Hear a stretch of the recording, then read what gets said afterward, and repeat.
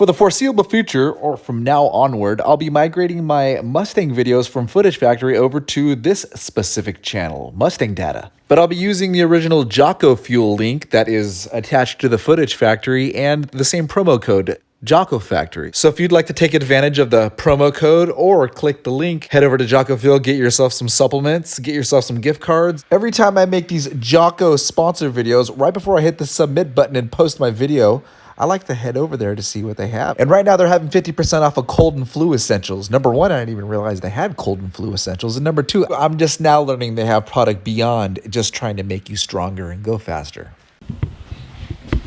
What's up, YouTube? I fix it real quick. Welcome to my next project. Yeah, you guessed it, 1965 Mustang. It's also on the internet that I found out that this thing's considered a pony car. Ain't no way in hell this thing will be called a pony car when I'm done dropping my V8 in this bad boy. Oh, I made a technical list just to keep me organized on everything. First thing on the list, big nasty Mustang. What is this? It's not a big nasty Mustang. It's a carburetor catches on fire, 6-cylinder, 3-speed, 4-lug, windshield leaks, old Mustang with a whole bunch of dirt caked under here. I'm still grinding off. Check out this B-roll.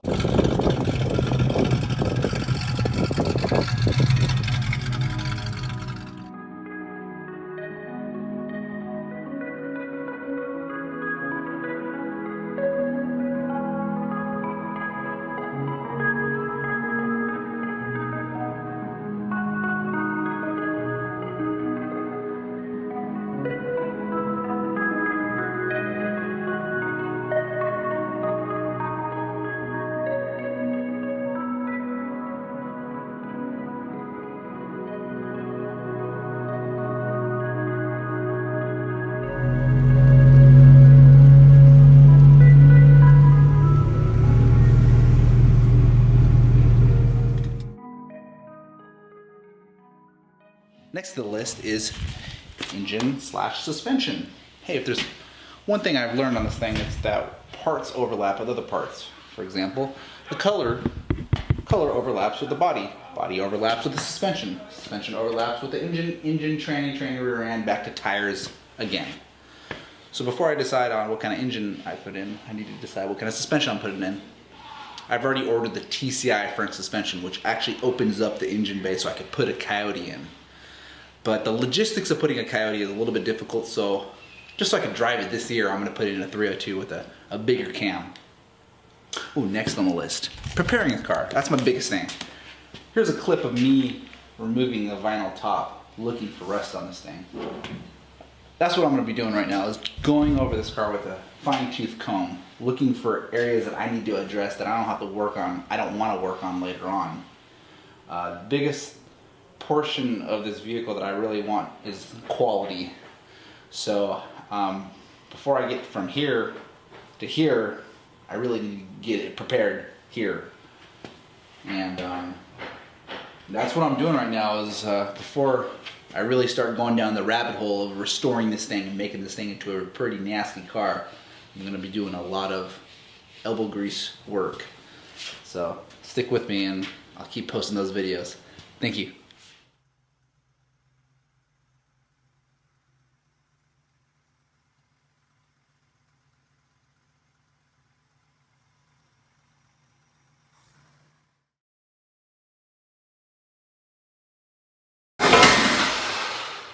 Like butter. It's been snowing for a week. I've been too much of a wuss to get out there in the garage and work on my Mustang. Real delicate.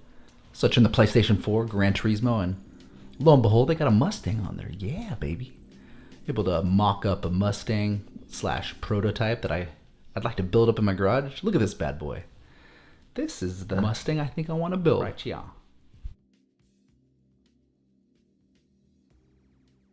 Footage Factory, here to save the world.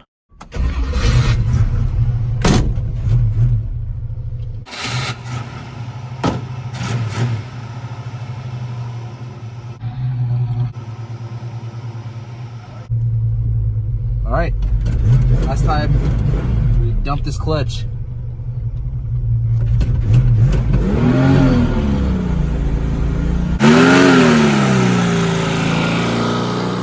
Back to my project.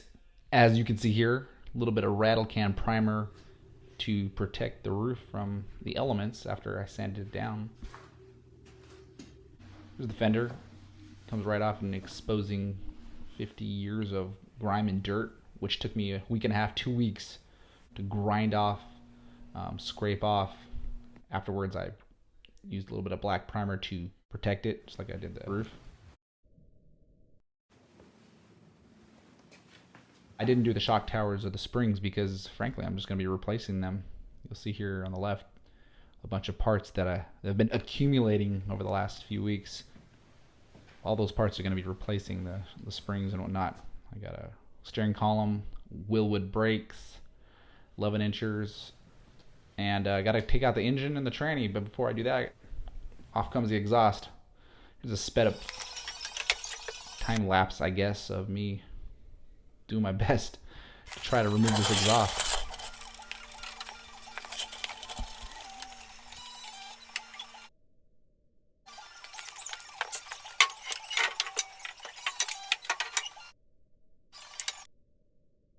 Tried using a grinder to cut off the exhaust, and I decided to fork up the money and buy me a Sawzall.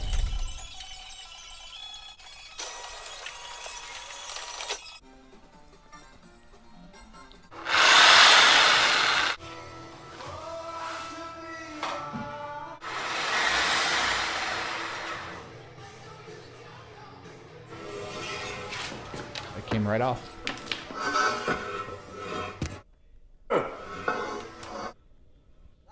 After wrestling with the exhaust, I want to remove the linkages for the shifter, and then remove the drive shaft. As of right now, I got the back portion off.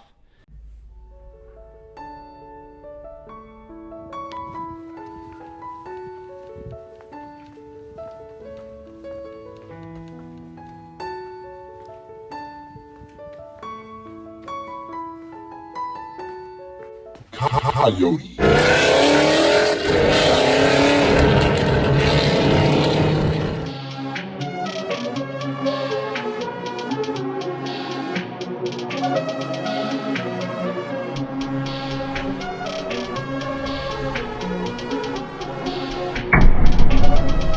Perfect.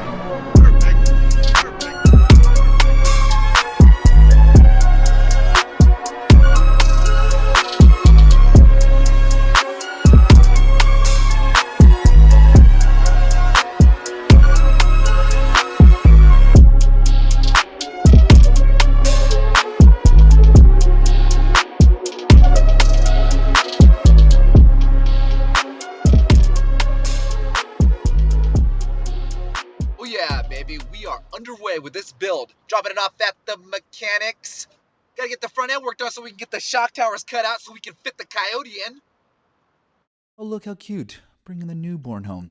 Actually, it's not a newborn, it's a Coyote F-150 engine. So what does that mean? Look at the cams, straight out of a F-150, more restrictive for the intake. Exhaust cams are roughly the same, as you can see here in the part numbers. Oh, believe me, I've double checked. Before we get started with this seminar, let's establish a few things.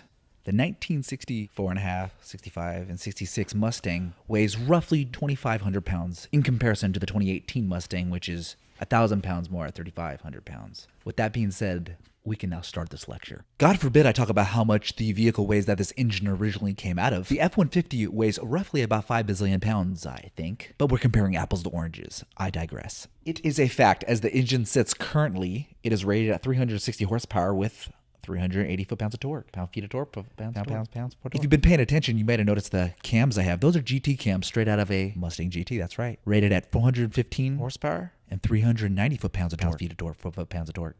Follow me down the rabbit hole for just a moment as I dabble in the hypothetical horsepower data that late nights of YouTube, binging, dynos, and Google searches give me. If you add a supercharger to both engines respectively, the F-150 produces 550 horsepower and the Mustang GT, or the F-150 with GT cams, produces 610 horsepower, hypothetically speaking.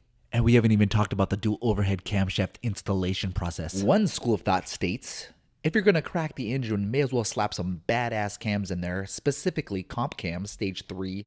In doing this, you're getting pretty well damn near 600 horsepower. Granted, this is with long tube headers and some upgraded intake. Keep in mind the power numbers for the two original engines are based off of no headers, so there's horsepower to be made. The first idea, which is simple and easy, is leave the engine the way it is. Put it in the car. Headers, intake, the engine might be able to produce 350 horsepower to the wheel, which in a 2,500-pound Mustang is nothing to giggle at. To fully understand the conundrum I have, I must tell a story. I was wandering the hills of southern China looking for Shaolin monks when I met a wise man that once told me, "I am not impressed unless your car has 500 horsepower." As I traveled back home, it dawned on me that I never asked the wise man if he meant horsepower to the wheels or to the crank. I pose this question to all you readers. Which is the most efficient, easiest way to 500 horsepower? Drop the engine as it sits? Slap on a supercharger when funds are available? Or while the engine's out, put the GT cams in? Or put even batter ass cams in? And once the batter ass cams are in, slap a supercharger in and create 700 plus horsepower. What do I do? Be sure to subscribe so we can take this journey together. Check up on the Mustang, make decisions on how we're going to go forth with installing the engine, whether it be in its current state or in atomic atmospheric explosion upgraded camp supercharged mode. Stay tuned, we'll see.